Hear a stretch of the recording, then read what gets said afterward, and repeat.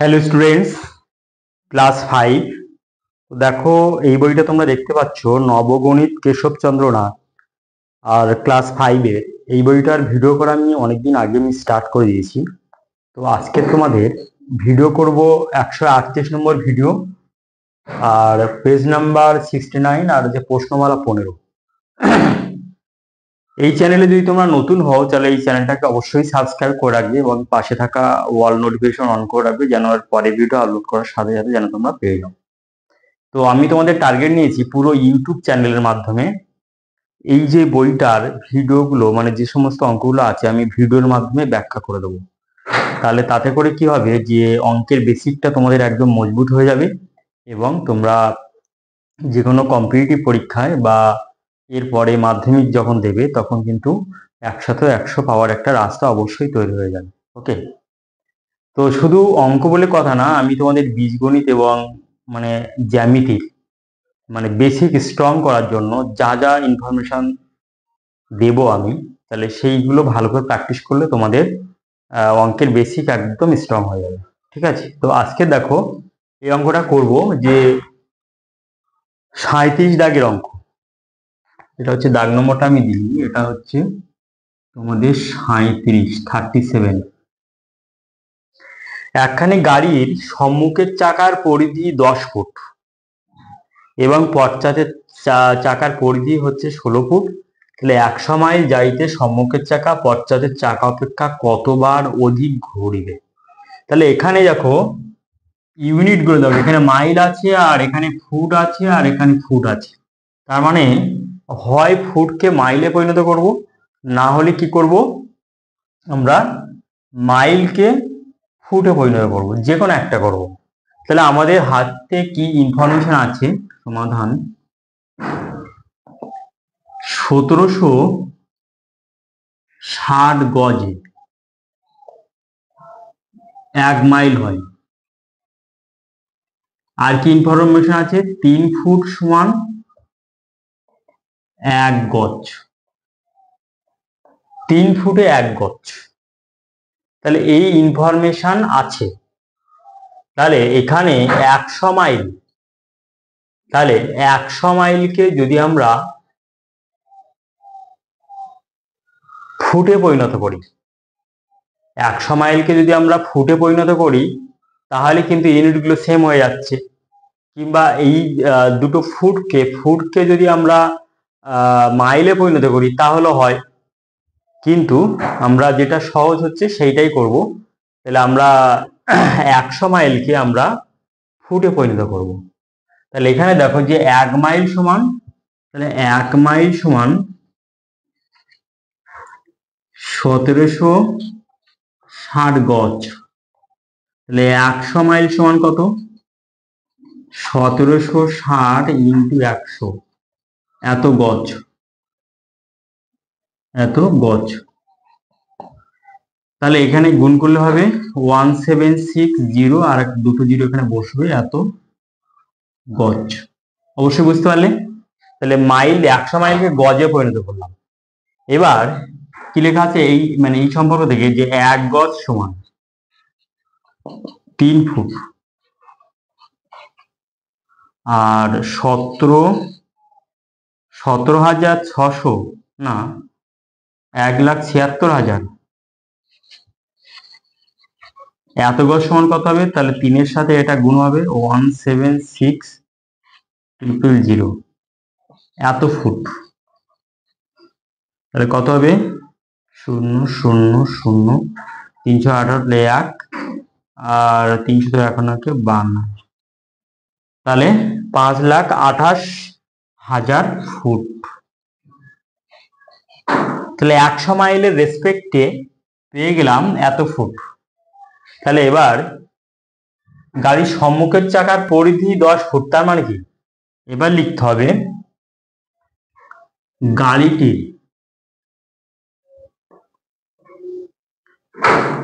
সম্মুখের চাকা,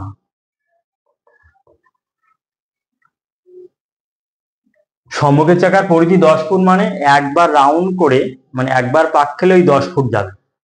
সম্মুখের চাকা 10 ফুট যায়, সমান একবার ঘুরে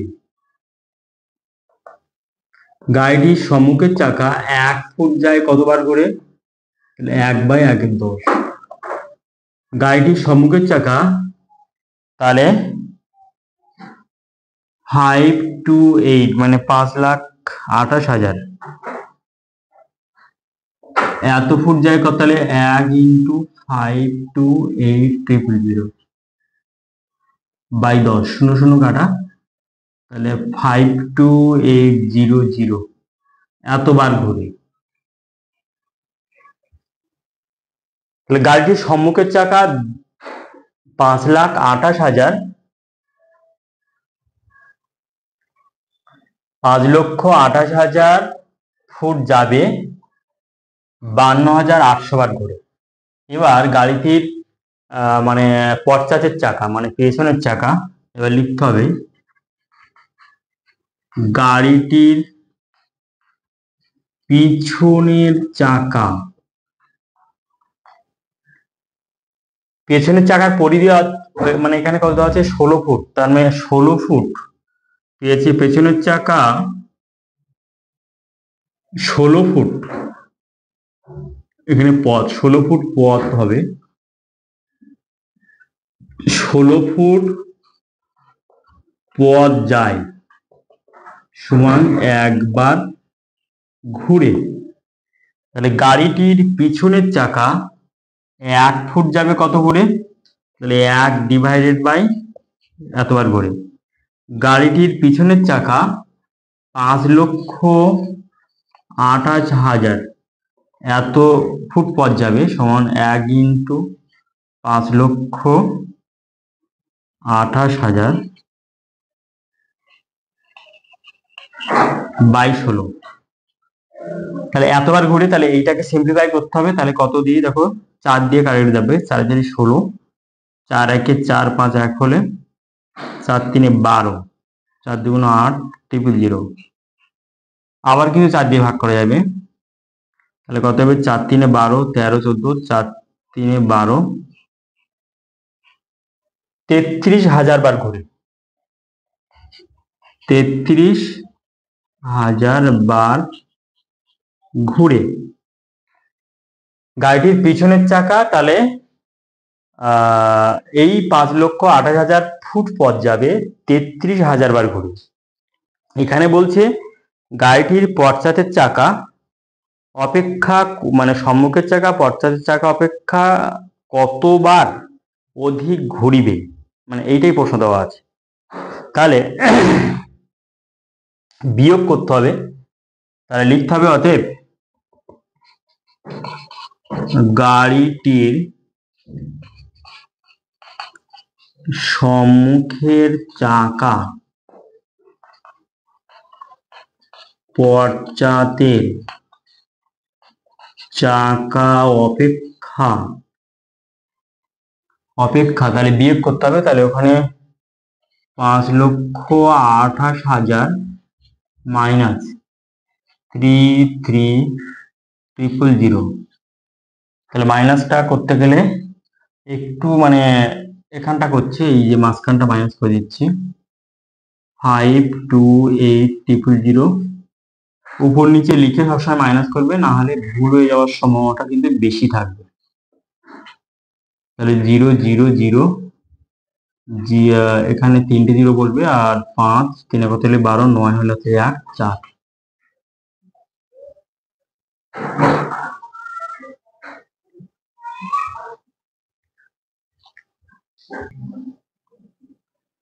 তাহলে এখানে বিয়োগটা একটু ভুল হয়ে গেছিল, দেখো ওখানে একটা 0 আমি একটু বেশি দিয়েছিলাম, তাহলে মাইনাস করলে তাহলে কত হবে? 52,800 থেকে মাইনাস করতে হবে 33,000, বিয়োগ করলে তাহলে কত হবে? 19,800।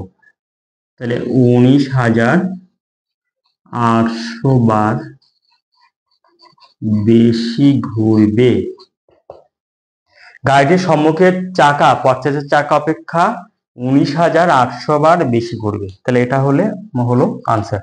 তাহলে ক্যালকুলেশনটা সবসময় ডান সাইডে করতে হয়, কিন্তু আমি এখানটা ক্যালকুলেশনটা করে দিলাম ডান সাইডে যেহেতু জায়গা নেই। তাহলে অঙ্কটা আশা করি তোমরা অবশ্যই বুঝতে পারলে যে তোমাদের 100 মাইলকে ফুটে পরিণত করে দিলাম। তাহলে এই রিলেশন অবশ্যই মাথার মধ্যে রাখতে হবে। তাহলে এই দুটো রিলেশন অবশ্যই মাথার মধ্যে রাখবে তোমরা অঙ্ক করতে গেলে। তাহলে মাইলে এখান থেকে মাইল থেকে ফুটে পরিণত করলে 100 মাইলকে এই টার্মটা পাই। এবার গাড়িটির সম্মুখের চাকা তাহলে 10 ফুট যায় একবার ঘুরে, তাহলে 1 ফুট যাবে কতবার ঘুরে, আর ওই পথটা অর্থাৎ যেটা বের করলাম 5,28,000, তাহলে এই পরিমাণ পথ যাবে কতবার ঘুরে। একই রকম ভাবে পথের চাকা বের করলাম, দুটোকে বিয়োগ করে দিলাম, তাহলে কতবার বেশি ঘুরবে অবশ্যই আনসার পেয়ে গেলাম। তাহলে এই অঙ্কটা আশা করি বুঝতে পারলে। তাহলে এর ভিডিও তোমরা পাওয়ার জন্য এই চ্যানেলটাকে অবশ্যই সাবস্ক্রাইব করে রাখবে। তোমাদের প্রশ্নমালা 16 মানে এই প্রশ্নমালা 15-এর যত অঙ্ক আছে সব কিন্তু শেষ করে দিলাম। এবার অনেকগুলো মানে অনেক টাইম লেগে গেছে একটু, কারণ আমার তো অ্যাকচুয়ালি আরো অন্যান্য ক্লাসে আমি ব্যস্ত থাকি, তো ওই জন্য মানে ভিডিও করার সময় পাই না। তো অনেক লেট হলো এই মানে এই চ্যাপ্টারটা শেষ করতে, মানে 15 প্রশ্নমালাটা। তো অনেক ক্লাসের দায়িত্ব থাকে, ইংলিশ মিডিয়াম, বেঙ্গলি মিডিয়াম। তো যাই হোক, তোমাদের প্রশ্নমালা 16 এরপরে আমি স্টার্ট করে দিচ্ছি। তো ওই জন্য পরের ভিডিও পাওয়ার জন্য চ্যানেলটাকে অবশ্যই সাবস্ক্রাইব করে রাখবে। প্রশ্নমালা 16 এইরকম খুব সুন্দর করে ব্যাখ্যা করে দেবো। আর প্রশ্নমালা 16 লাস্টের দিকের অঙ্কগুলো মোটামুটি ভালো অঙ্ক আছে, বা 10 থেকে যে সমস্ত অঙ্ক দেখতে পাচ্ছি তার মধ্যে 22-এর দাগের অঙ্কটা খুব ইম্পর্টেন্ট, একদম লাস্ট। ঠিক আছে, এইভাবে সুন্দর করে ব্যাখ্যা করে তোমাদের বুঝিয়ে দেব। তাতে করে কি হবে, তোমাদের বাইরে কোনো টিচার নেওয়া লাগবে না। এইভাবে ইউটিউব ভিডিওর মাধ্যমে সুন্দর করে ব্যাখ্যা করে অঙ্ক শিখলে তোমাদের বাইরের কোনো টাকা পয়সা ব্যয় করে টিচার ধরার প্রয়োজন নেই। ওকে, তো আজকের ভিডিও এই পর্যন্ত।